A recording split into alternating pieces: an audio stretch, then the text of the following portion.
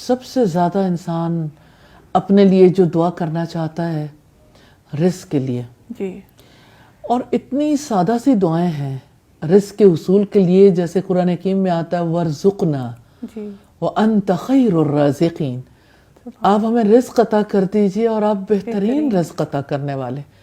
تو یہ وَارْزُقْنَا جو ہے نا بذات خود یہ بہت بڑی دعا ہے۔ جی، اسی طرح سے اب دیکھیے کہ اولاد کے لیے لوگ بہت زیادہ پریشان رہتے ہیں، اولاد کی اصلاح کے لیے، ماں باپ کے نافرمان ہو گئے، بات سننے کے لیے تیار نہیں، ماں باپ کی عزت نہیں کرتے، ماں باپ کے ساتھ برا سلوک کرتے ہیں اور سیدھے راستے پر نہیں ہیں، تو کیا کریں؟ میں ایک سادہ سی بات بتانا چاہتی ہوں، کیونکہ نبی صلی اللہ علیہ وسلم بھی اسی طرح گائیڈ کرتے تھے۔ آپ سجدے میں اپنے بچے کا نام لے کر یہ دعا کر سکتے ہیں، اللہم اہدی، آگے نام لے لیں، احمد یا بلال یا محمد یا کوئی بھی نام، بچی کا ہے، بچے کا ہے۔ سجدے میں جو دعا کی جاتی ہے قبول ہوتی ہے۔ اللہم اہدی کا مطلب ہے اے اللہ ہدایت دے دے۔ اور اسی طرح سے اپنے بچوں کے لیے علم کی دعا کرنی چاہیے، اصلاح کی، جیسے بہت ہی خوبصورت دعا ہے اور اس کا چھوٹا سا حصہ ہے، وَأَصْلِحْ لِي فِي ذُرِّيَّتِي إِنِّي تُبْتُ إِلَيْكَ وَإِنِّي مِنَ الْمُسْلِمِينَ، میری اولاد کی اصلاح کر دیجئے۔ وَأَصْلِحْ لِي فِي ذُرِّيَّتِي، میری اولاد کی اصلاح کر دیجئے۔ اور اولاد کی اصلاح کے حوالے سے یہ پتہ چلتا ہے کہ بندہ خواہ کتنی بھی کوشش کر لے، اصلاح تو اللہ تعالیٰ نہیں کرنی۔ جی، بالکل۔ اور دوسری بات یہ کہ جو غلطیاں اس سلسلے میں ہوئیں اولاد کے سلسلے میں، اللہ تعالیٰ ان سے درگزر فرمائے۔ اور اولاد کے سلسلے میں انسان سے غلطیاں ہوتی ہیں، انسان کو پتہ نہیں ہوتا، بعض اوقات انسان غلطی نہیں کرنا چاہتا، لیکن پھر بھی اللہ تعالیٰ کو ایک چیز ناپسند ہوتی ہے، انی تبت الیک، میں آپ کی طرف توبہ کرتی ہوں۔ تو اللہ تعالیٰ سے توبہ کرنی بہت ضروری ہے، کیونکہ انسان بعض اوقات اپنی اولاد کی محبت میں اتنا مبتلا ہوتا ہے کہ اپنے رب ہی کو بھول جاتا ہے۔ کتنی نمازوں پر اولاد کی وجہ سے اثرات آتے ہیں، اولاد کی خوشیوں کے لیے انسان کبھی کبھی حلال سے حرام باؤنڈری بھی ٹچ کر جاتا ہے۔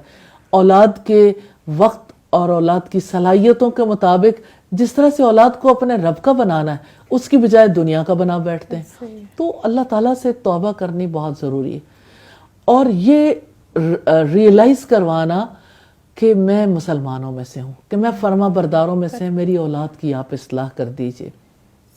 اسی طرح اولاد کے لیے جو دعائیں کرنی ہیں، اس میں اولاد کے لیے اللہ تعالیٰ سے علم ضرور مانگنا چاہیے، دین کی سمجھ ضرور مانگنی چاہیے، اولاد کی دنیا اور آخرت کی بھلائی کے لیے دعا کرنی چاہیے، ان کے بہترین رزق کے لیے، اولاد کی اولادوں کے لیے دعا کرنی چاہیے۔ اللہ تعالیٰ توفیق دے ہمیں کہ ہم اپنی اولادوں کے لیے اتنے مخلص ہو جائیں کہ ان کے لیے اپنے رب سے دعائیں مانگیں اور سجدوں میں دعائیں مانگ سکیں۔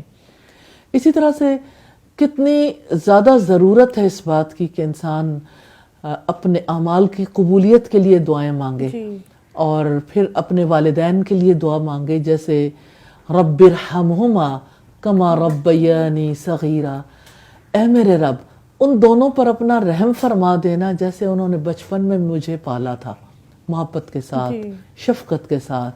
اسی طرح سے اب آپ ان کے ساتھ شفقت کا معاملہ کر دیجئے۔ اور اسی طرح جیسے دعا جو حضرت سلیمان علیہ السلام نے کی تھی، ربی اوزعنی، اے میرے رب مجھے قابو میں رکھ، مجھے توفیق دے، ان اشکر نعمتک التی انعمت علیہ، کہ میں تیری ان نعمتوں پر تیرا شکر ادا کروں جو تو نے مجھ پر انعام کی ہیں، وعلی والدیہ، اور جو میرے والدین پر انعام کی ہیں، وان اعمل صالحا ترضاہ، اور یہ کہ میں ایسا نیک عمل کروں جو آپ کو پسند آ جائے۔ تو دعا تو مومن کا ہتھیار ہے، سہارا ہے، دعا ہی تو عبادت ہے۔ الدعاء هو العبادہ، رسول اللہ نے یہی فرمایا تھا، دعا ہی تو عبادت ہے۔